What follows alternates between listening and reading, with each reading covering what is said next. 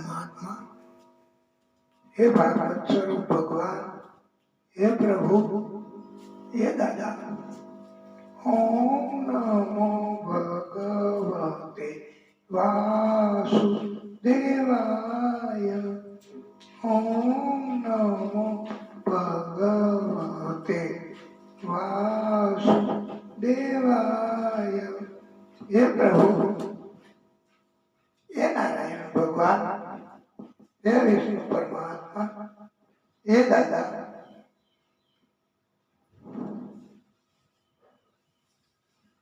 बोलिए भागवत स्वरूप भगवान की जय।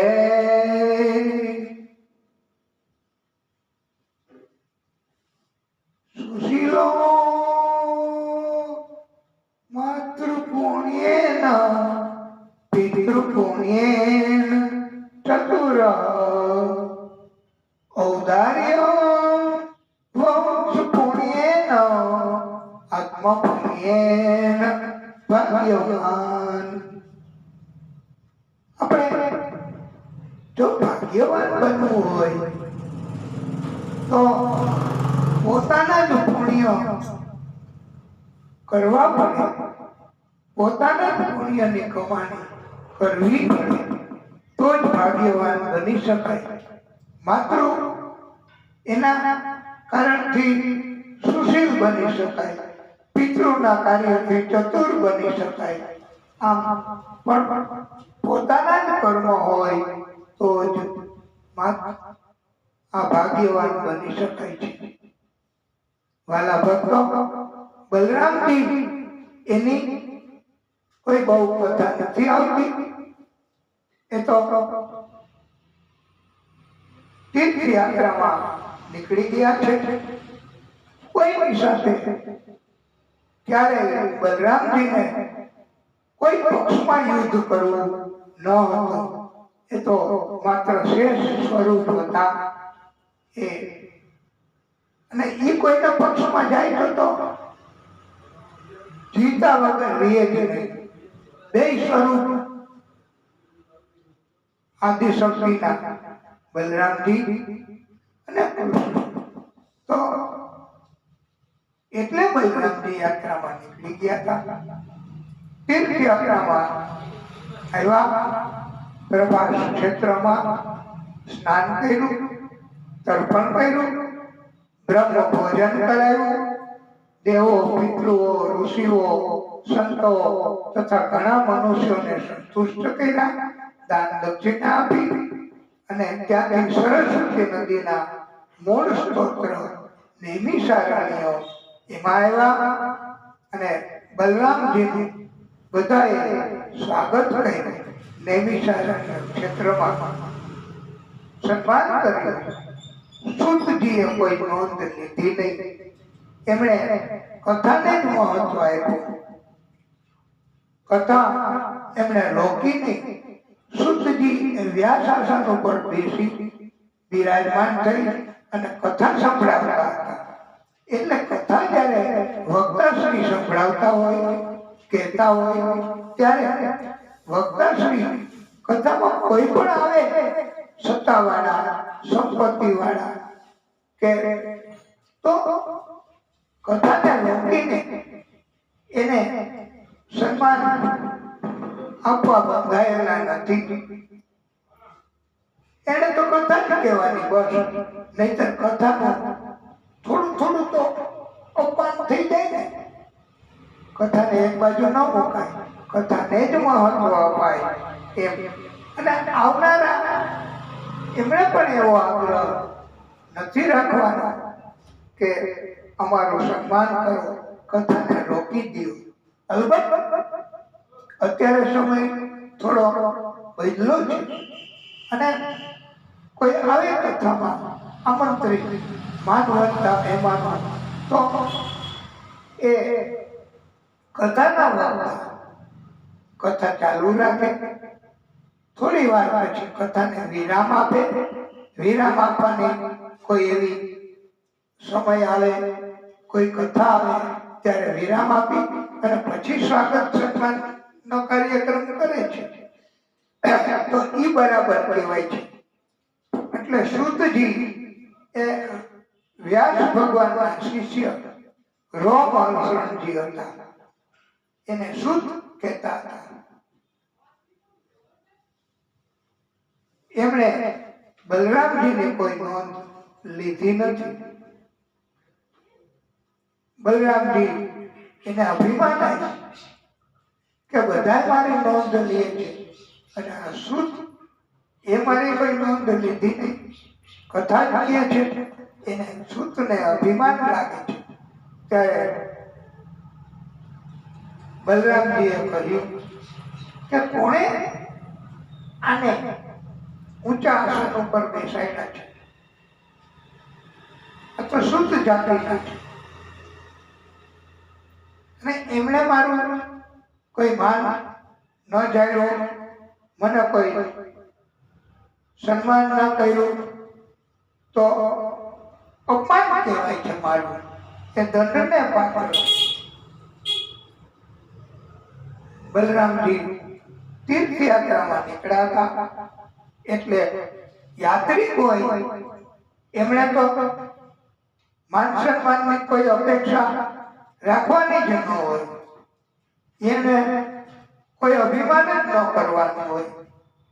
આમ છતાંય બલરામજીને અભિમાન થયું એટલે બલરામજીએ જાહેરમાં દર્ભની સળી લઈ સૂતજી ઉપર પ્રહાર કર્યો. પણ આ તો દર્ભની સળી, પણ બલરામ જેનામાં અતિશય બળ છે એ જ્યારે પ્રહાર કરે, ભલે દર્ભની સળી હોય તો એનું મૃત્યુ થાય. એટલે સૂતજીની કથા કહેતા કહેતા વ્યાસ આસન ઉપર જ મૃત્યુ થયું. બધાએ ખુલાસો કર્યો કે સૂતજી અમારા કહેવાથી અમને બધાને કથા સંભળાવતા હતા, બોલતા હતા, એમાં સૂતજીનો કોઈ અપરાધ નથી. અને વળી તમે યાત્રાએ નીકળ્યા છો તો યાત્રા દરમિયાન માન સન્માનની અપેક્ષા ન રખાય અને તમે અભિમાન કર્યું છે, માટે હે દાઉભૈયા તમારે આ કર્મ એનું પ્રાયશ્ચિત કરવું પડશે. બલરામજીને પણ ખ્યાલ આવી ગયો, અભિમાન ઉતરી ગયું, જ્ઞાન આવી ગયું. એમણે માફી માંગી બધાને અને પ્રાયશ્ચિત કર્મ કરાવવા માટે, કથા કહેવા માટે આ સૂતજીના પુત્ર રોમહર્ષણજી, સૂતજી એટલે રોમહર્ષણજી, એના પુત્ર ઉગ્રસવા એની નિમણૂક કરી કે સૂતજીનું મૃત્યુ થયું રોમહર્ષણજીનું, એટલે હવે તમે એના પુત્ર છો ઉગ્રસવા, તમે કથા કરો, હું તમારી નિમણૂક કરું છું. બલરામજીએ આશીર્વાદ આપ્યા અને બલરામજી જ્યારે આશીર્વાદ આપે, આ આદિશક્તિનું પ્રાગટ્ય, ત્યારે પછી કઈ ઘટે નહીં. ઉગ્રસવાએ ક્યારેય કથા નથી કીધી, પણ બલરામજીની કૃપા થઈ, આદિશક્તિના પ્રાગટ્યની કૃપા થઈ, આદિશક્તિની કૃપા થઈ એટલે એમને કથાનું જ્ઞાન થયું. પછી તો બલરામજીએ બીજું પણ કાર્ય પ્રાયશ્ચિત સ્વરૂપે કર્યું છે કે યજ્ઞ કાર્યમાં બ્રાહ્મણોને ઇલવીર રાક્ષસનો પુત્ર બલવલ મહાદૈત્ય છે એ બાધા ઊભી કરે છે. ત્યારે બલરામજીએ એ દૈત્યનો પણ વધ કર્યો છે. આના ઉપરથી એમ કહેવામાં આવે છે કે અમુક કાર્ય એ પ્રાયશ્ચિત કરવાથી માફ થઈ જાય છે અને વક્તા એ કુદરતની પરિણામ આ કૃપા હોય તો જ કથા વાંચી શકે. અને કથા વાંચવી નાટક કરવા જેવું નથી. અને નાટક કરો તો એ પ્રભુ રાજી છે ભાઈ. કોઈ પણ રીતે નાટક કરવાના, અભિગમ કરવાના, નાટક કરવાના કાર્યથી કે ભયથી, લાલચથી, કોઈ પણ રીતે કથા વાંચવી અને કથા વાંચવી એ એક ભક્તિ તો છે જ. અને એટલે પ્રભુની કૃપા થાય જ છે. હવે વાલા ભક્તો, કૃષ્ણ સુદામાની કથા કહેવામાં આવી છે. એ જ્યારે ઘરે નહોતા સુદામા, ત્યારે ભગવાને આવી ભિક્ષુક સ્વરૂપમાં અને એના પત્ની સુશીલાને કહ્યું છે કે તમે તમારા પતિ સુદામાને દ્વારકા મોકલો. એ દ્વારકા વાળાના બચપણના મિત્ર છે. એમને દર્શન કરશે, મળશે અને ત્યારે એમને ઉપર કૃપા થશે અને તમારા ભાગ્યનો ઉદય થશે. સુશીલા હવે તક ગોતે છે અને એના કારણે દ્વારકા વાળાને મળવા જવા એકવાર સુશીલાએ કહ્યું. ત્યારે સુદામાએ કહ્યું, દેવી, કષ્ટ આવે, દુઃખ આવે તો કોઈના મદદ માંગવાની ન હોય. કષ્ટ એ કોઈ ઉપાય નથી. કષ્ટમાંથી બચવા માટે કોઈની મદદ માંગવી એ કોઈ ઉપાય નથી. પણ આ તો પ્રભુની પ્રેરણા, પ્રભુની લીલા હોય બધી. કદાચ સુદામાનો અભિગમ એ રીતે બરાબર પણ ન હોય તોય એટલે સુશીલાએ કહ્યું કે તમારો અભિગમ એ કદાચ બરાબર ન પણ હોય નાથ, અને એની ઈચ્છા હોય તો પરમાત્માની આદિશક્તિની, અને તો જ આવી પ્રેરણા થાય. માટે તમે જાઓ અને તમે કઈ માગતા નહીં, આપે તો લેતા નહીં. અને આવી રીતે સુદામા તૈયાર થયા. સુદામાને સંતોષ હતો. જે કઈ મળે એમાં સંતોષ માનતા હતા. અને સંતોષ એ પરમ ધન છે. એનાથી મોટું કોઈ ધન છે જ નહીં. ગોધન, ગજધન, બાજધન, ઓર રતન ધન ખાન, જબ આવે સંતોષ ધન, સબ ધન ધૂલી સમાન. એમ કહેવામાં આવ્યું છે કે સંતોષ એ જ બધાય ધન કરતા ઉત્તમ છે. અને પવન પીબતી સર્પાહ ન ચતુર્બલાસ્તે સુષણે તૃણે વનગજા બલિનો ભવતી કંદે ફલે મુનિવરા છપ્યંતિ કાલમ. સંતોષ એવ પૌરુષસ્ય પરમ નિદાન. શક્તિનું પણ પૌરુષત્વનું પણ મૂળ કારણ, મૂળ વરદાન એ સંતોષ જ છે. સંતોષ છે એટલે તો પવન ઉપર જીવનારા માત્ર સર્પ એ પણ આ બળવાન હોય છે. અને સૂકા પત્તા જંગલના ખાઈને વનના હાથીઓ પણ બળવાન બને છે. કંદફૂળ ફળ ખાઈને ઋષિ મુનિઓ હજારો વર્ષ સુધી રહે છે, જીવી શકે છે. માટે સંતોષ હોવો જોઈએ. જે કઈ ખોરાક લઈએ, જે કઈ કર્મ કરે, જે કઈ પ્રાપ્ત થાય એમાં સંતોષ રાખો. અને કહ્યું, દેવી, શું લઈ જાઓ? મિત્રની પાસે જાવું તો ખાલી હાથે ન જવાય. ત્યારે સુશીલા પડોશમાં ગઈ. યાતિત્વા ચતુરો મુષ્ટિ વિભ્રાન પૃથુ કુણદુલા ચૈલ ખણને તાન બધું દવા પરત્રે પ્રાદા દુપાયનમ. જુદા જુદા ઘેરથી 4 મુઠ્ઠી પૌવા ચોખા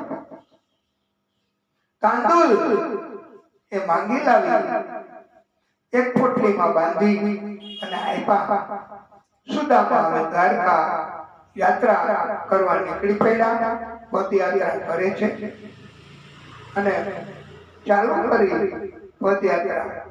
પોરબંદર થી દ્વારકા જતા રસ્તામાં એક 3 કિલોમીટર ચાલીએ એટલે નાની દરિયાની ઘાટી આવે છે. એ તો પાર કરી એને બોખીરા નામનો વિસ્તાર કહેવાય છે.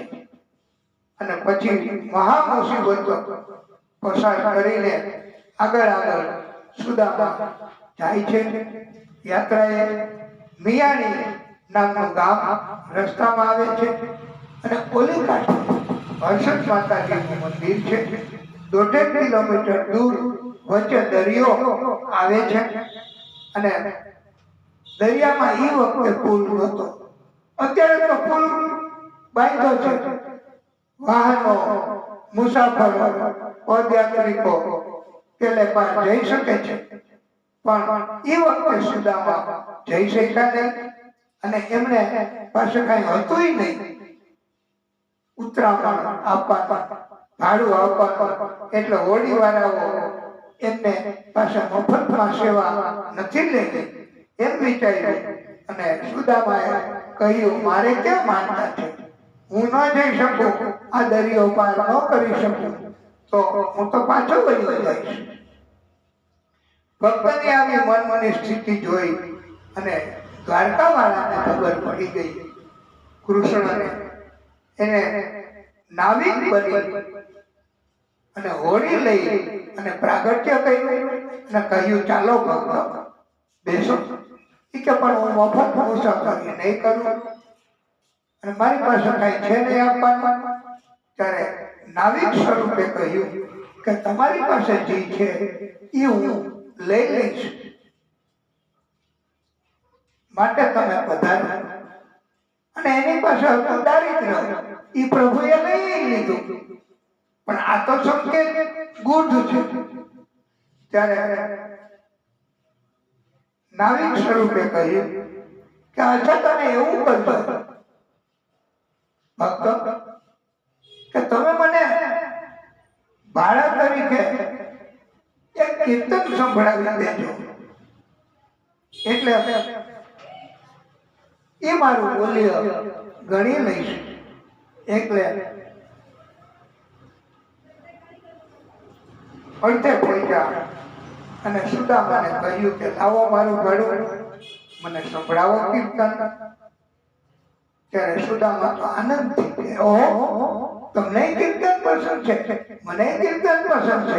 ભક્તને ભક્ત મળ્યા, ભગવાનને ભક્ત મળ્યા અને સુંદર મજાના કીર્તન સુદામાએ સંભળાવ્યું છે. દ્વારકાના રાજા છો, જશોદાના લાલા છો. દ્વારકાના રાજા છો, જશોદાના લાલા છો. દ્વારકાના રાજા અમને દર્શન ક્યારે આપશો. આ ક્યાં રાગ ઉપરનો છે? આવું એક બીજું છે હો રાગ ઉપર. આશાપુરા મંદિરે જાય ને ત્યારે રેલગાડી રિક્ષામાં બેસી આવ્યા અમે, ઓ મારા આશાપુરા દર્શન ક્યારે આપશો. આશાપુરા તો દૂર છે, દર્શનની જરૂર છે. ઓ મારા આશાપુરા દર્શન ક્યારે આપશો. એવી જ રીતે દ્વારકા તો દૂર છે, દર્શનની જરૂર છે. ઓ મારા વાલા તમે દર્શન ક્યારે આપશો. અને આખું નહીં કહીએ વાલા ભક્તો, એ તો યુટ્યુબ પરથી મેળવી શકાશે, પણ કથા આપણે જરા વધારે કહેવી છે. રૂક્ષ્મણી તો રાજી છે, રાધાજી રીસાણા છે. રાધાજીને સંગે લઈને ઘરે ક્યારે આવશો. ગોરસ મેં રાખ્યા છે, દૂધમાં સાકર ના કેસર નાખ્યા છે, માખણ ખાવા મોહન તમે ઘરે ક્યારે આવશો? નાવિક સ્વરૂપે સુદામાને દરિયો પાર કરાવી આવ્યો. પછી તો દ્વારકાના રસ્તે એમને ગતિ કરાવ્યા. અંતર ધ્યાન થઈ ગયા પ્રભુ. સુદામા થાક્યા, આરામ કરવા સુતા. પ્રભુએ કૃપા કરી, ગરુડને આદેશ કર્યો કે મારા ભક્તોને ઉચકીને પીઠ ઉપર બેસાડીને દ્વારકાના પાદરમાં ઉતારી દો. ત્યારે ગરુડજીએ દ્વારકાના પાદરમાં ઉતારી દીધા. સુદામા એમને થયું કે લે દ્વારકા આવી ગયું, આ તો બહુ કહેવાય. પરમાત્માની કૃપા. એમાં કીધું કે દ્વારકાના એના નાથ, એનો મહેલ ક્યાં છે, મારે મળવું છે. સુદામા દરવાજા પહોંચી ગયા. પણ સમય એવો હતો મારા ભક્તો કે એનું કોઈ અપમાન નથી કર્યું. ચોકીદારોએ ઠેકડી નથી કર્યો. અને બ્રાહ્મણ છે એવી એને ખબર તો બધાને પડી જાય. ઉપવસ્ત્ર હતું નહીં, જનોય હતી, લાકડીના ટેકે ટેકે ચાલતા હતા. એટલે દરબાર એને કીધું કે આપ પદયાત્રાએ આવો છો, ભૂદેવ છો, થોડી વાર બેસે, જલ અને ખોરાક લ્યો. એમ કરીને પછી કેવા ગયા છે કે આપણા બચપણના મિત્ર સુદામા આવ્યા છે, અમે એમનો આતિથ્ય સત્કાર કર્યો છે.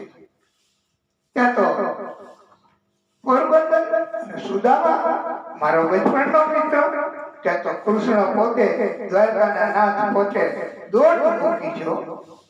સુદામા એમને ભેટી પડ્યા છે અને સુદામાને પોતાને પલંગ ઉપર બેસાડ્યા છે. ભૂદેવના પગ કૃષ્ણએ પોતે પખાડ્યા છે. પણ કોઈ બીજું નહીં હો.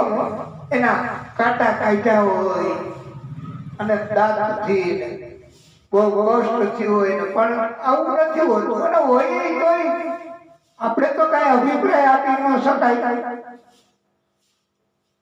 પણ પ્રભુની લીલા. સુદામાના પગ પખાડ્યા, પ્રેમના આંસુથી એને પ્રેમ ઉત્પન્ન થયો પ્રભુને એટલો બધો. એનું મહત્વ પ્રેમાશ્રુનું ભગવાને બતાવ્યું છે. કોઈ ગંગા જળથી કે યમુના જળથી પગ નથી પખાડ્યા. સુદામાને સ્નાન કરાવ્યું, દિવ્ય વસ્ત્રો અલંકારો અર્પણ કર્યા. કૃષ્ણએ ભૂદેવ સુદામાની આરતી ઉતારી છે. કારણ કે ભૂદેવ હતા ને એટલે કૃષ્ણ પોતે બ્રાહ્મણોને માને છે.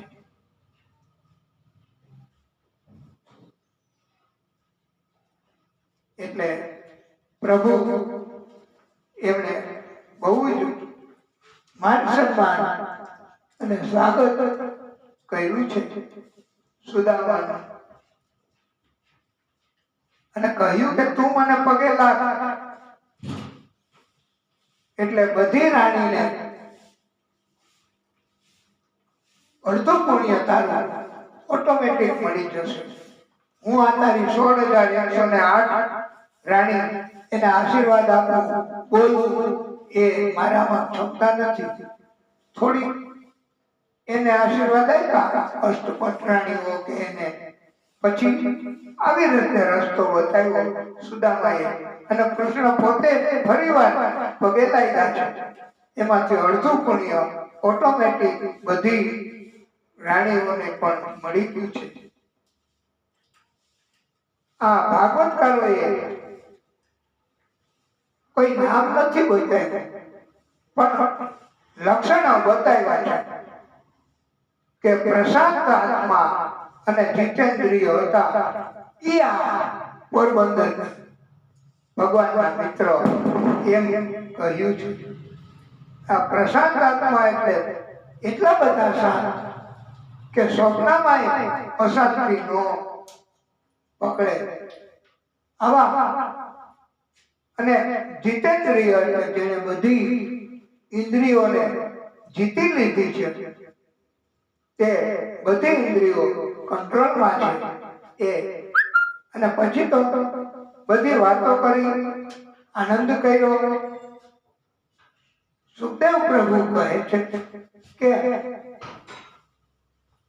ઇત્થમ વિચિંત્ય વસના ચિરબંધા દ્વિજન્મન સ્વયં જહાર કિદમ ઇદમ ઇતિ પૃથક્તમ વડુલા.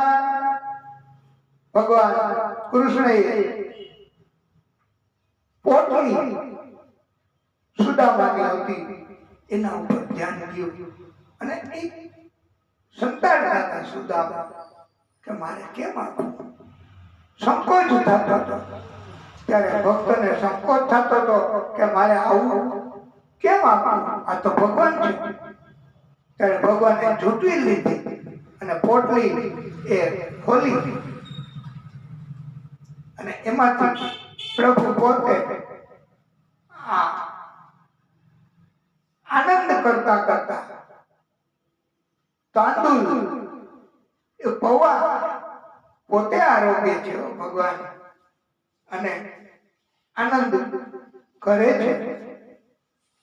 એક મુઠ્ઠી પૌવા તાંદુલ ભગવાને આરોગ્ય, બીજી મુઠ્ઠી પૌવા તાંદુલ ભગવાને આરોગ્ય કૃષ્ણએ, અને ત્રીજી મુઠ્ઠી પૌવા આરોગવા જાય ત્યાં તો રૂક્ષ્મણીજી બીજી રાણીઓ એને ખબર પડી ગઈ કે પ્રભુ હવે તો બસ કરો, એ લાવો અમારા માટે, એટલું તો રાખો અમારા માટે. બધી રાણીઓને રૂક્ષ્મણીજીને ખબર પડી ગઈ હતી કે ભગવાન પૌવા આરોગે છે, ભક્તનું કઈ લે છે તો અનેક ગણો આપે છે. અને આકાશ પાતાળ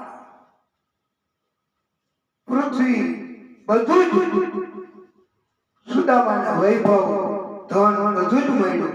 ભક્તનું આવું પ્રેમથી આપેલું તાંદુલ ચોખા પૌવા એનાથી પણ ભગવાને કૃપા કરી છે. એટલે એમ કહેવામાં આવ્યું છે કે કોઈનો ભાન નો રાખે મુરારી આપે વ્યાજ સહિત વનમાળી. એટલે આપ પણ ભક્ત છો, આપે પણ ભક્તિ કરવાના હેતુથી આ કથા ભાગવતની છે. ભાગવતની કથામાં કાંઈક આપવા માટે અને પ્રેમથી આપો છો તો એના કારણથી આ ભગવાન રાજી છે આપની ઉપર. અને આ દ્વારકા એના મહેલ, દ્વારકાધીશનો મહેલ હતો. જો ત્રીજી મુઠ્ઠી પૌવા પ્રભુ આરોગે તો આ મહેલે સુદામાને મળી જાય, વયો જાય, સુદામા ને મળી જાય પ્રભુની કૃપાથી. આટલી બધી કૃપા કરે પ્રભુ. એટલે રાણીઓને ખબર પડી ગઈ કે આ મહેલે જો વયો જશે ને ત્રીજી મુઠ્ઠી પ્રભુ ખાશે તો આપણે પણ દાસી બની જવું પડશે 16,108 રાણીઓને અને કામ કરવા પડશે. માટે કીધું કે હવે ઈ રાખો મહેલ તો અમારા માટે. એટલે સુદામા એને નો મહેલ પ્રભુનો દ્વારકાધીશનો વયો જાય એટલા માટે. અને બધી રાણીઓએ પ્રસાદ તરીકે ગ્રહણ કર્યું અને એમને પણ ભક્તિ મળી છે, પ્રભુના આશીર્વાદ મળ્યા છે. અને પછી તો સુદામા જ્યારે જાવું છે, યાદ આવ્યું છે ઘર. એને એમ હતું કે થોડુંક વહેલું કહી દઉં તો મને આગ્રહ કરે, રોકે તો એકાદ બે દી રોકાઈ જાય. પણ ભગવાને કીધું, હે ઘરે જાવું તો સારું, ઈ તો બહુ સારું, તમે નીકળો. અને બધા અલંકારો, વસ્ત્રો બધું જ ભગવાને લઈ લીધું. આ તમારી પોતળી જૂની, આ લાકડી તમે જાઓ, રથમાં મૂકવાય તો ક્યાં બેસાડ્યા, કારણ કે આખી નગરી સુદામાના પગેથી, પગના રજથી પવિત્ર બનાવવા માંગતા હતા. અને દુનિયા દેખે એવી રીતે કાંઈ નહોતા આપવા માંગતા. પણ સુદામા સમજી ન શક્યા ભક્ત. ઘણી વખત ભક્ત અને અમે પણ સમજી ન હગીએ કોઈનો ભાવ, તો અમને એમ થાય કે કાંઈ આપ્યું નથી. પછી સુદામાને એમ થયું, આ તો બહુ કંજૂસ છે મિત્ર, મને કાંઈ ન આપ્યું. પણ ભગવાનનું એવું હતું કે ગુપ્ત રીતે આપે. ભગવાન ગુપ્ત રીતે આપે છે. એટલે નહીતર તો દુનિયા એમ કે એનો મિત્ર હતો બ્રાહ્મણ, આવ્યો હતો અને બધું લઈ ગયો. લીધું હોય થોડું ઘણું, ભગવાન આપ્યું હોય તો દેખીતા. બાકી તો ભગવાન પ્રાગટ્ય કર્યું છે એટલે બધું તો આપી ન શકે. એટલે આપે તો થોડું આપે, તો એનાથી એને શું કામ નામોશી આપે ભક્તને? એટલે ગુપ્ત રીતે. અને એને એમ થયું કે મને કાંઈ ન આવ્યું. અને ભગવાને કીધું કે તારી પત્નીને કહીએ કે હવે તમારે ઘરે કાયમ 12 માસ 11 નહીં, પણ દ્વાદશી રહેશે. એટલે 11 સુધી કષ્ટ હોય, અલ્પાહાર ભોજન, બસ એ કષ્ટ. સુદામાને એને કષ્ટ હતું. ત્યારે ભગવાન આશીર્વાદ આપ્યા કે હવે તમારે ત્યાં દ્વાદશી એટલે 12 પારણા કરવાના. પારણામાં તો બધું જ 56 ભોગ, એટલે હવે તમારે નસીબ ખુલી ગયા. પણ સંજ્ઞાને સુદામા પછી આવી રીતે ઠપકો દેતા દેતા મનમાં પાછા પહોંચી ગયા પોરબંદર. અને પોરબંદર જઈને જોયું તો આ ઝૂંપડી હતી ત્યાં. એ કે કેમ થયું આવા સુંદર મહેલ, આ મારું તો નથી. ત્યારે એના પત્નીએ કીધું કે અહીંયા આવો, આ આપણું જ છે. આવું સુંદર મકાન, આટલો વૈભવ, આટલા ઘરેણા, આવા વસ્ત્રો પહેરાયા પત્ની અને બાળકોએ. ત્યારે એને એમ થયું કે તમે આ કોકનું માગ્યું અને પહેર્યું છે, કોકના ઘરે છો, આપણું ઘર ક્યાં, ઝૂંપડી ક્યાં? ત્યારે એના પત્નીએ વાત કરી કે તમે જ્યારે ગયા હતા દ્વારકા ચાલીને, તો અમને વિશ્વકર્માજી આવ્યા, એને કીધું કે દ્વારકા વાળાનો આદેશ છે, અહીંયા એના જેવા જ મહેલ, એના જેવો જ મહેલ, એમાં કાંઈ ફેર નહીં, એવું બનાવી આપ્યું છે. તો એ કે મેં કીધું કે મને એકને નહીં, પાડોશી નહીં બનાવી આપ્યા તો હું સ્વીકાર કરું, નહીતર નહીં. ત્યારે વળી પાછું વિશ્વકર્માજીએ દ્વારકાધીશને વિનંતી કરી કે તો ભક્ત સ્વીકારતા નથી, આવું કે છે.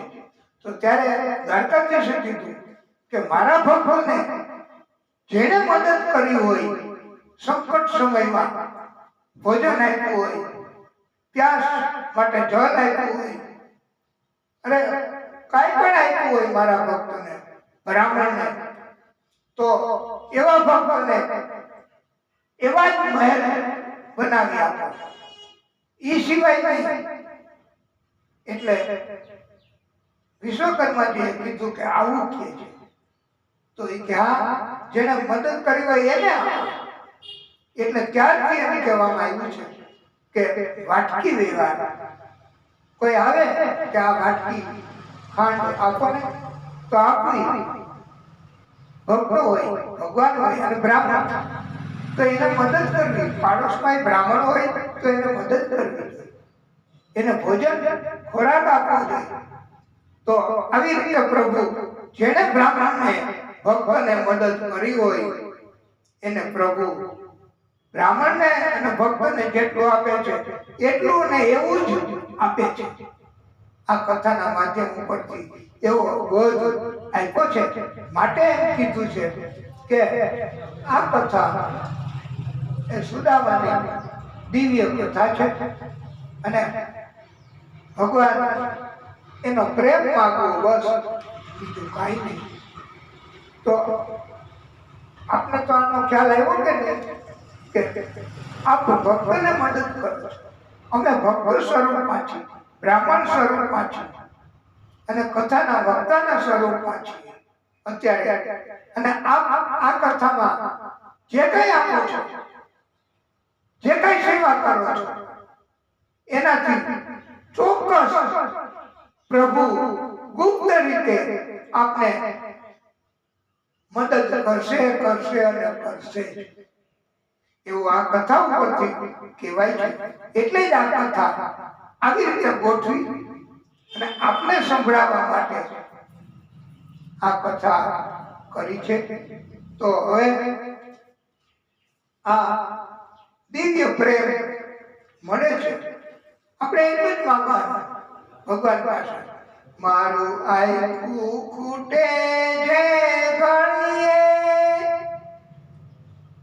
મારા હૃદય કમળમાં બિરાજજો, છે અરજી તમોને બસ એટલી, મારા મૃત્યુને શ્રીજી ઉગારજો. હવે આપણે કથાને ટૂંકો વિરામ આપીએ અને પછી આપણે કથા કહીશું. આ દિવ્ય કથાઓ છે એટલે આપણે